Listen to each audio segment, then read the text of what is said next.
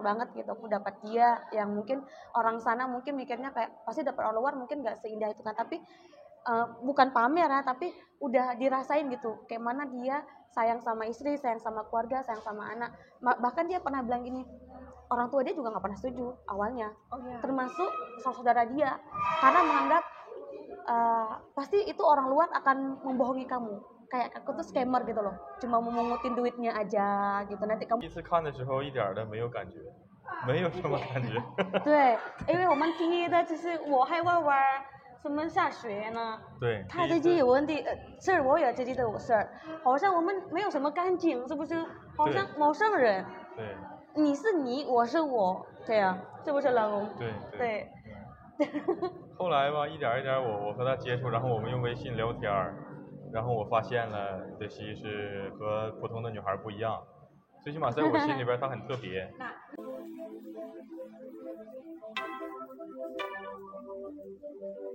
Sebenarnya ke Aceh itu banyak momen ya. Yang pertama mungkin karena saya pribadi sudah 5 tahun tidak pulang. Itu yang pertama. Yang kedua ingin memperkenalkan suami dan anak kepada orang tua. Soalnya kan kita dulu nikah di Cina, jadi suami belum pernah ke Indonesia, belum pernah jumpa sama mama sama ayah. Kemudian kami juga sudah ada buah hati, juga belum pernah jumpa kakek neneknya. Terus yang terakhir itu memang sekalian ada pesta lebaran. Sekarang mau lebaran juga kan, gimana suasana lebaran, karena udah 5 tahun kita nggak pulang, pengen tahu suasana lebaran gimana. Terus pas banget momennya itu adik saya menikah, kemudian juga orang tua maunya saya pulang dan suami sekalian di Pesiju ya kalau bahasa Aceh ya. Tapi kita tahu ya si Desi ini kuliahnya di Cangkul, tepatnya di kampus apa? Northeast Normal University. Northeast Normal University. Tapi nggak nyangka-nyangka, maksudnya ada nggak sih kepikiran tiba-tiba nikah sama orang luar, apalagi ini punya Cina. Ini gimana cerita awalnya nih Des? Karena kan banyak juga nih mahasiswa yang mau keluar negeri bukan belajar Des, pengen cari jodoh. Jerah banget emang cowok Aceh apa ya? Seperti yang kita tahu kan, kita jodoh itu nggak ada yang tahu, pertemuan, maut, rezeki itu semua Allah yang ngatur. Awalnya memang nggak nyangka bisa jumpa suami, tapi saya calon di sana karena awalnya kita jumpa itu tahun 2018. Kan saya datang 2017 ya Kamina ya, 2017 September. Nah pas waktu winter pertama berarti kan masuk 2018 Januari ya. Nah saya tuh lagi gayo-gayonya, maksudnya lagi katrok-katroknya, baru pertama lihat salju gitu kan. Itu main sama teman-teman saya, sama Mbak Erlina, sama Ulwiyah. Itu di Taman Danau Kampus Nenu itu kita main salju di situ, pokoknya main salju lah. Tiba-tiba calon suami ini jalan sama main-main juga sama adik dia gitu. Bukan adik kandung sih, kayak udah temen tapi udah dianggap adik gitu kan, satu kampung.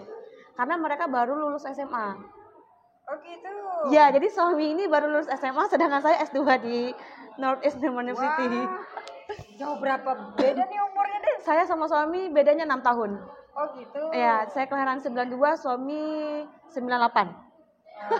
Berondong berarti. Terus waktu ketemu tuh langsung klub, falling in love atau seperti apa? No. Jadi kenalan. Jadi pertama jumpa itu kita kayak, aku tuh kayak nganggap dia tuh masih kayak anak-anak kecil ya, anak lulus SMA gitu loh. Masih lucu lugu-lugu pakai jaket gitu. Cuman ya niat dia itu sebenarnya adik dia ini ya, teman dia ini yang terlalu heboh mau kenalan gitu. Awalnya dia cuma pengen ya Husyang Suisi lah, mau belajar, dia mau belajar bahasa Inggris, aku mau belajar bahasa Mandarin, jadi kayak Husyang Suisi kayak gitu. Oh gitu. Awalnya Husyang Suisi, lama-lama Husyang Hoji. Terus sebenarnya yang ngechat aku tuh adik dia, teman dia itu. Oh gitu. Yang ngechat aku minta kenalan gitu.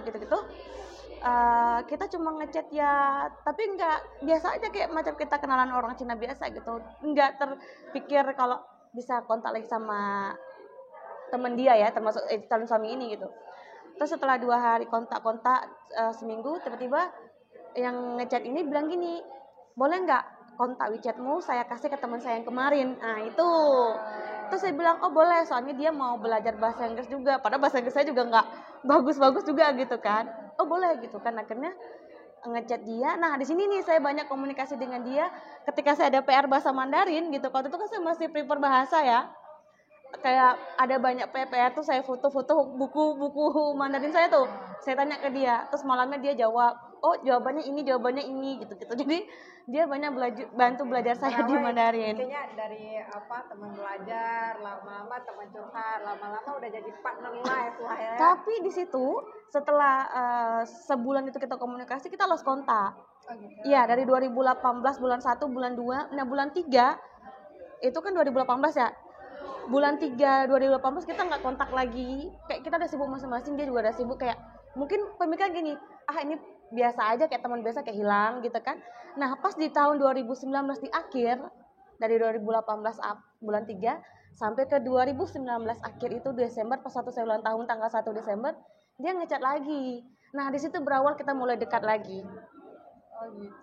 Jadi udah lama komunikasi, ngechat, ngomong happy birthday to you, ini sengde kuaile, kata dia gitu kan. Terus dia kirim hongpao, yang hongpao-nya tuh 6,66, itu kayak liu gitu kan. Kalau bahasa Cina tuh liu itu kan bagus artinya, lihai gitu kan. Papa gitu. Terus ya, jangan terus akhirnya ya kita komunikasi. Nah, pas di 2019 tuh kan kita jumpa lagi di kampus nih. Dia memang niatnya mau bawa tanaman, karena dia bilang sebuah tanaman itu kayak mempertandakan pertemanan antara orang Liu Shesheng, foreigner, dengan mahasiswa lokal. Kayak gitu.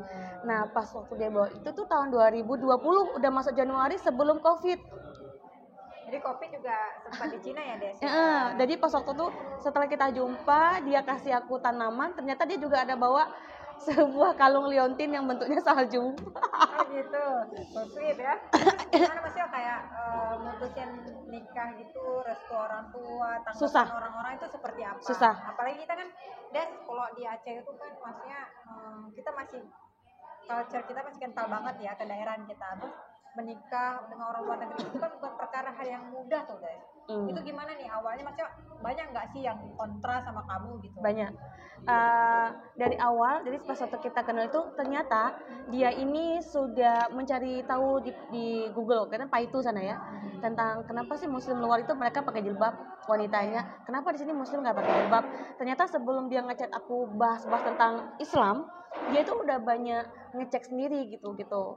Dan akhirnya itu ngecek tentang Islam. Tentang Islam, agama, ya? Iya, tentang Islam, kenapa Islam beda gitu kan. Kenapa. Terus akhirnya setelah itu dia ngechat aku tuh gini, karena dia memang maunya baik-baik ya, karena kan dia orang kan anak sopan banget. Dia ngomong baik-baik pas di sebelum Covid itu dia bilang gini, kalau seandainya, dia bertanya kan, kalau seandainya ada lelaki yang bersuku Hanzu itu kan kalau di Cina kan ada suku yang memang khusus Muslim, Hanzu itu kan bukan Muslim gitu kan, nggak tahu kan, yang suku-suku itu kan. Nah, dia tanya, bisa nggak kalau suku Hanzu itu nikah sama masuk Islam? Enggak, bukan menikah dulu, masuk Islam, kata dia gitu.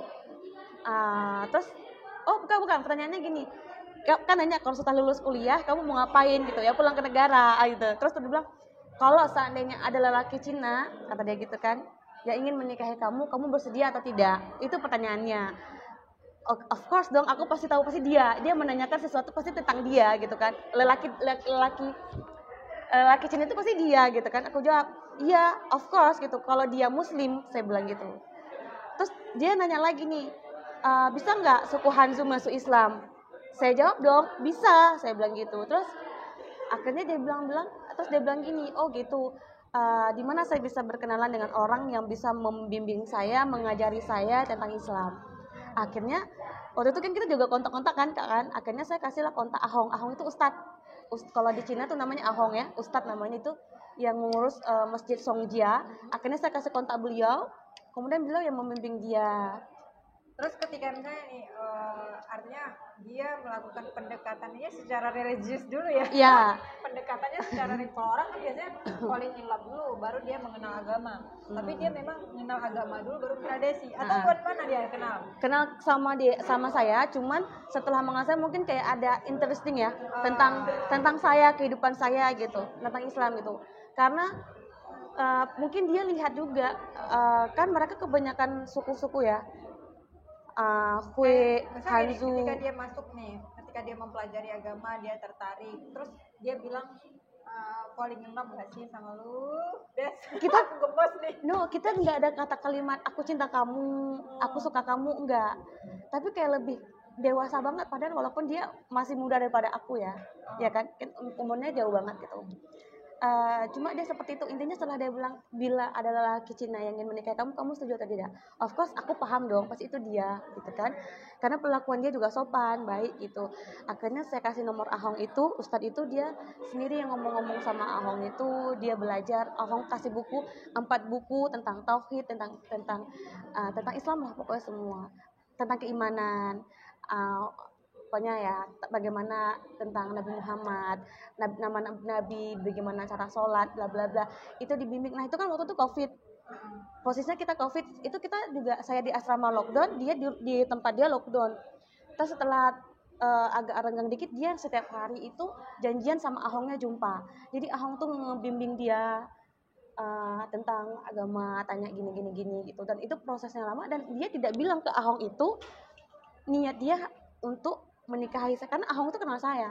Tiba-tiba Ahong tuh bertanya, kenapa kamu tiba-tiba ingin masuk Islam, tahu tentang Islam? Dia bilang, saya mengenal, dia nggak bilang nama saya Desi. Saya mengenal orang luar Muslim berjilbab, saya ingin mendekati dia, tetapi sebenarnya saya harus maksudnya halal dulu nih secara agama, Muslim dulu nih baru gitu. Tiba-tiba Ahong tuh ngechat saya, apakah ada seorang laki-laki Cina yang mendekati kamu? Katanya gitu. Ya没有，这是中国男的是联系你啊，你认识不认识这个呢？江金良 gitu kan namanya kan.这是对啊，但是我的朋友还是朋友 gitu kan. Iya, habis itu 对啊，怎么了？没有，他来仅仅是想我帮忙他了解关于就是什么伊斯兰啊，是不是？伊斯兰啊，还是什么什么呢？哦，这样呢，好像terus Ahong tuh bilang 好像的什么很认真，真的很喜欢你gitu. Maksudnya memang benar-benar suka sama saya, benar-benar serius sama saya, makanya dia mau datang ke masjid, mau belajar gitu. Ya mungkin proses belajarnya ya cuma Ahong sama dia yang tahu kan gitu.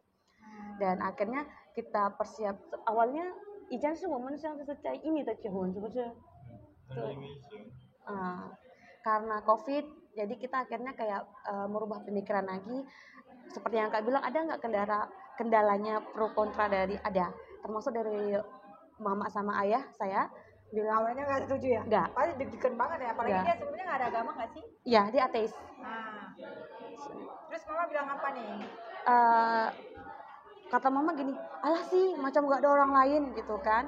Padahal ada awalnya orang tua saya sudah ngebet nih, sih kapan nikah, umur udah 30, orang kampung udah ngomongin gitu. Tapi suatu udah ada jodoh, udah ada calon, orang tua bilang, alah sih jauh kali, orang Cina lagi. Karena kan gini, maaf cakap ya Kak, khususnya orang kita Aceh, mendengar kata nama Cina pasti keluarnya awak kafe, pasti itu gitu kan. Apalagi saya tinggal di kampung, pasti tidak bisa, karena kita gini, hidup kita bermasyarakat, kita bertetangga, pasti kan orang tua saya juga banyak mendengarkan omongan-omongan orang yang dari posisi ada positifnya, dari positif negatif, termasuk ayah saya yang Aceh banget bilang bukan agam lain, inong kubjai gitu kan, mesti bahkan harusnya nakiban tuh menyetamu Islam, pujud ismahyang, bla bla bla gitu. Jadi saya bilang gini, maksudnya ya ini dia orang baik gitu, maksudnya dia mau Islam, dia mau Allah gitu, apa salahnya gitu kan.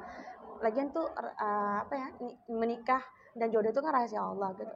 Pokoknya tuh di situ kayak harus berperang, iya, harus memberikan penjelasan yang lebih rinci lagi alasannya ya. Apa kuat, memang ada beberapa dasar-dasar yang mungkin orang tua saya ngomong tuh menurut saya oh iya betul juga. Posisi gini, misal gini, kamu udah berapa lama kenal sama dia, kalau kamu di sana dia jahat sama kamu gimana, jauh loh sih gitu. Itu cuman gak tau, kayak hati aku tuh kayak nggak apa-apa, dia orang baik gitu. Pokoknya dalam hati aku dia orang baik gitu kan. Karena selama dia memperlakukan aku tuh Kak, aduh baik banget gitu. Kamu kayaknya kalau kita lihat ya, kalau di YouTube-nya Desi ya juga kakak ngikutin sempat nih YouTube-nya YouTube dan juga kayaknya betul-betul cara suaminya memperlakukan Desi itu betul kayak ajaran Islam banget ya Desi. You are the queen. Alhamdulillah.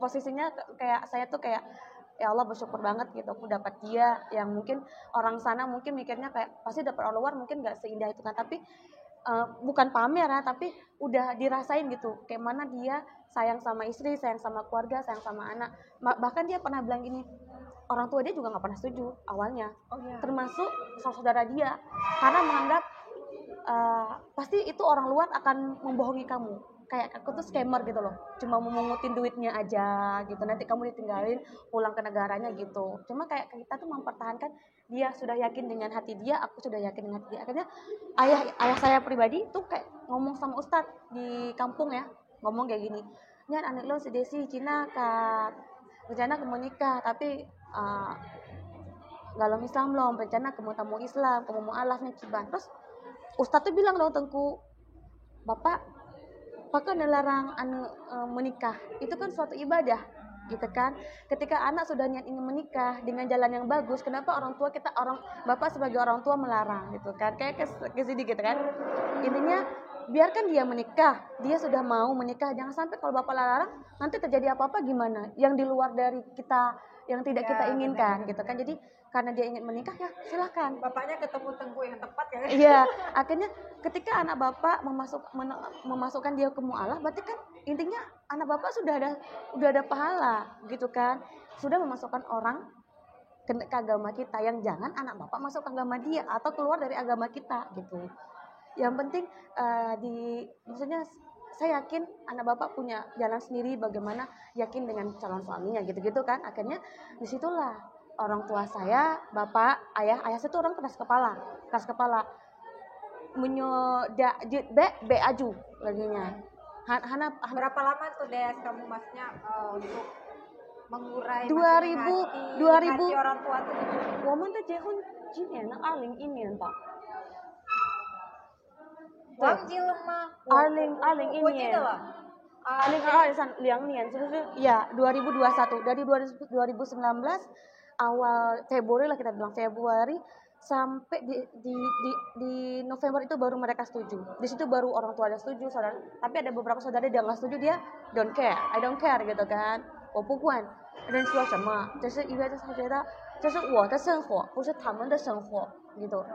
这是我的生活，不是他们的生活，这是很好的。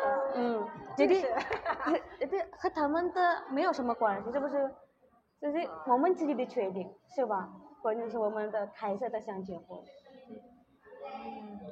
Wah, menarik sekali ya pemirsa Inong Talk, penuh perjuangan pastinya karena memang berbeda negara, semua berbeda, tentu ada hal-hal yang harus diperjuangkan. Tapi apa sih yang paling sulit nih Des kalau menurut kamu menikah dengan orang asing?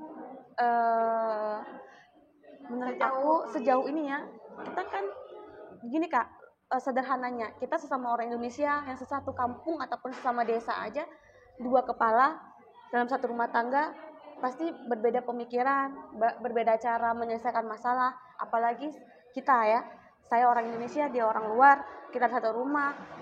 Dari bahasa mungkin saya awalnya belum terlalu paham bagaimana cara ngomong lebih halus, lebih paham, dengan suami juga belum tahu karakter saya, secara budaya, secara makan, betul nggak? Banyak yang kita tuh kayak sama-sama belajar.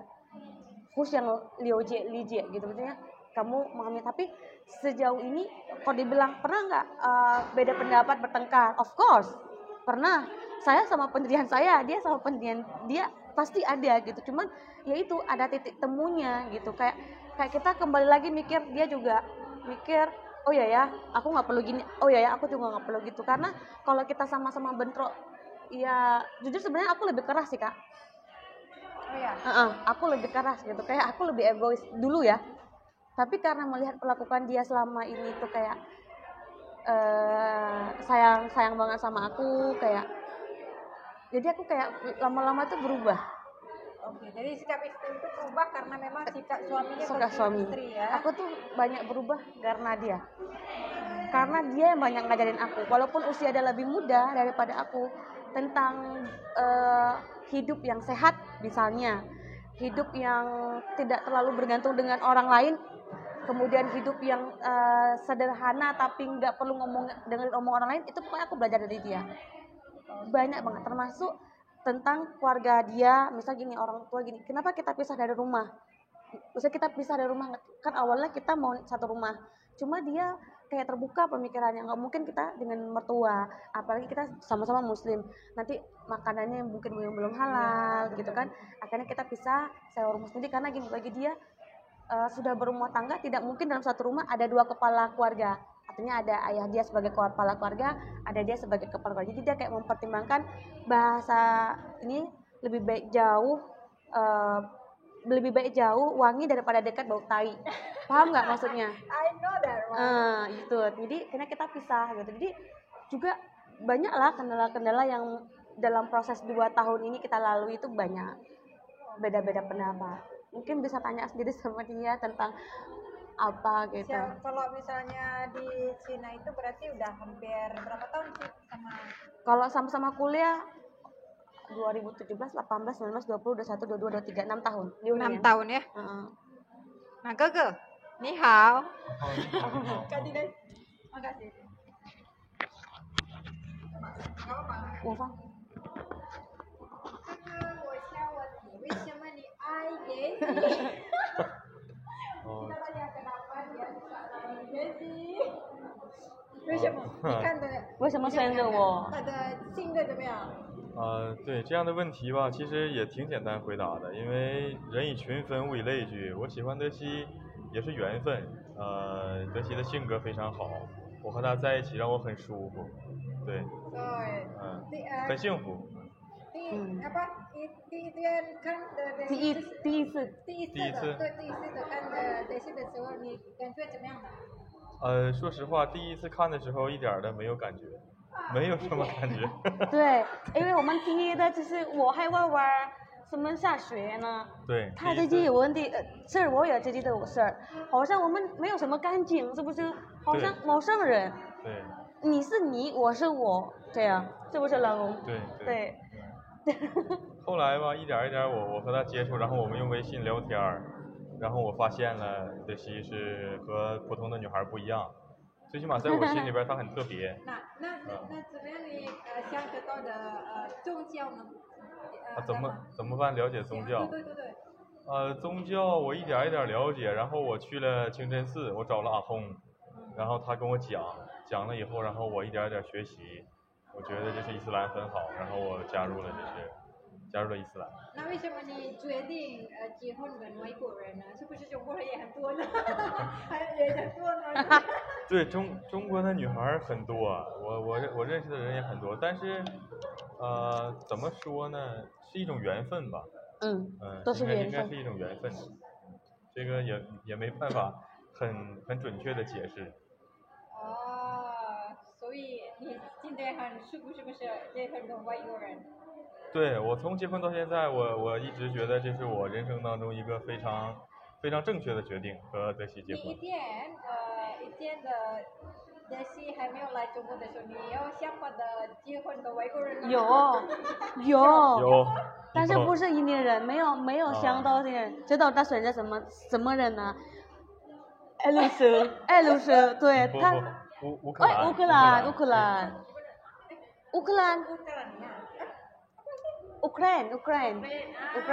现在打架那个，因为那时候我知道乌克兰女孩很多，男孩少。乌克兰的女孩很多，男孩，但是那个想法太幼稚了，也是开玩笑吧。我还在电脑上打印了乌克兰语，我想学习，然后去乌克兰。但是没有想到和印尼人的见面。对。所以你可以得到一个外国人，但是给外国人是不是？对。那结婚的时候，你觉得跟外国人什么的困难吗？什么困难啊？对。办理材料这是第一。对，办理材料有点困难，因为这种国际婚姻和中国结婚不一样，在中国结婚只需要9块钱。就办理了，就可以了，非常方便。2个人拿着身份证、户口本去登记就结束了9块钱，就可以了。jadi masalahnya gini, kalau sama pernikahan internasional itu bagi dia sulit karena kan kalau sesama orang Cina lokal itu cuma butuh 9 kuai. 9 kuai itu sekitar 18.000, 20.000 lah. Bawa uang 20.000 itu bawa ke kantor sipil, bawa fotokopi KTP ataupun KTP asli berdua, datang ke kantor sipil, foto sudah jadi sah. Gitu aja, lebih. Nah, kalau sedangkan pernikahan internasional itu kan karena kita awal kita juga ada cekcok berantem kayak antara Fangci give up atau enggak gitu karena posisinya kita kan ngurus berkas itu yang supaya pernikahan kita itu sah secara agama dan sah secara negara itu pasti kan. Nah untuk pengurusan berkas itu kan nggak gampang dari 2020